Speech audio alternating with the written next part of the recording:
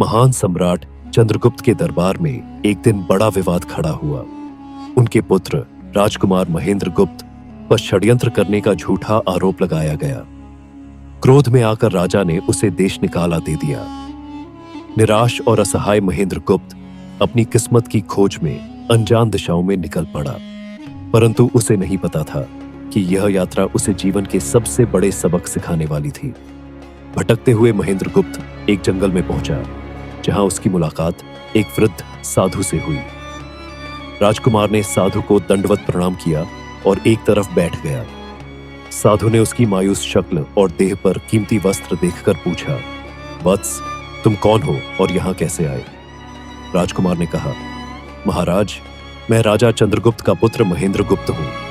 मुझे मेरे पिता ने देश निकाला दे दिया है, इसीलिए मैं परदेश जा रहा हूं। आपके आश्रम के दर्शन हुए तो सोचा कि आपसे आशीर्वाद ले लूं। साधु ने मुस्कुराकर कहा, वत्स, तुम्हारी यात्रा कठिन होगी, इसलिए मैं तुम्हें 4 बातें बताता हूं जो तुम्हारे काम आएंगी। इन्हें ध्यान में रखना। 1. किसी भी अनजान स्थान पर स्वयं को निर्बल दिखाओ ताकि लोग तुम्हें खतरा न समझें। 2. जरूरत से ज्यादा किसी पर भरोसा मत करो, विशेषकर जब तुम संकट में हो। 3. सच्ची मित्रता को पहचानो, क्योंकि सच्चा मित्र कभी तुम्हें धोखा नहीं देगा। 4. साहस और बुद्धिमानी से हर संकट को पार करो। क्रोध या डर में कोई निर्णय मत लो।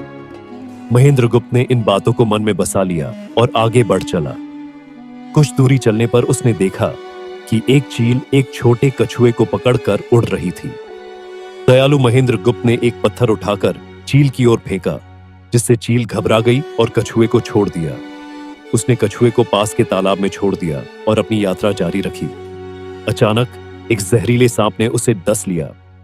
दर्द असहनीय था। वह जमीन पर गिर पड़ा और बेहोश होने लगा। तभी वही कछुआ पानी से बाहर आया और दुर्लभ औषधीय जड़ी बूटी लेकर आया। महेंद्र गुप्त ने वह जड़ी खाई, जिससे उसका जहर उतर गया। उसे साधु की तीसरी सीख याद आई, सच्ची मित्रता को पहचानो। एक दिन चलते चलते वह एक निर्जन स्थान पर पहुंचा। वहां कुछ अजीब हरकतें दिखीं। अचानक एक कौआ उसके ऊपर मंडराने लगा और कुछ ही देर में ठगों के 4 बेटे उसे पकड़कर अपने ठिकाने पर ले गए।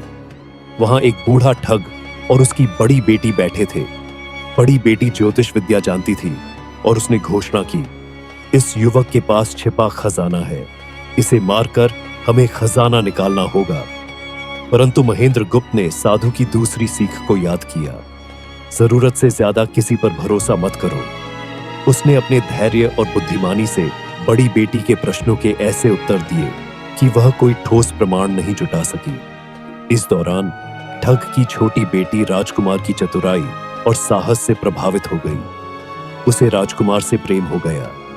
रात में उसने चुपके से जाकर कहा, मैं तुम्हें बचा सकती हूं, लेकिन मुझे वचन दो कि तुम मुझे अपने साथ ले जाओगे। महेंद्र गुप्त सहमत हुआ।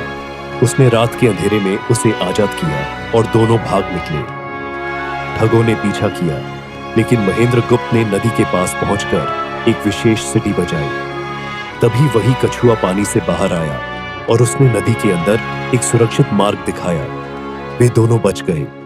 कुछ वर्षों बाद महेंद्र गुप्त ने अपनी बुद्धिमत्ता, साहस और धैर्य से एक नए राज्य की स्थापना की। उसकी प्रसिद्धि दूर दूर तक फैल गई।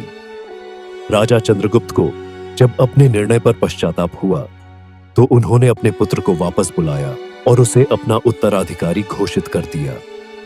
पिता पुत्र का मिलन अत्यंत भावुक था।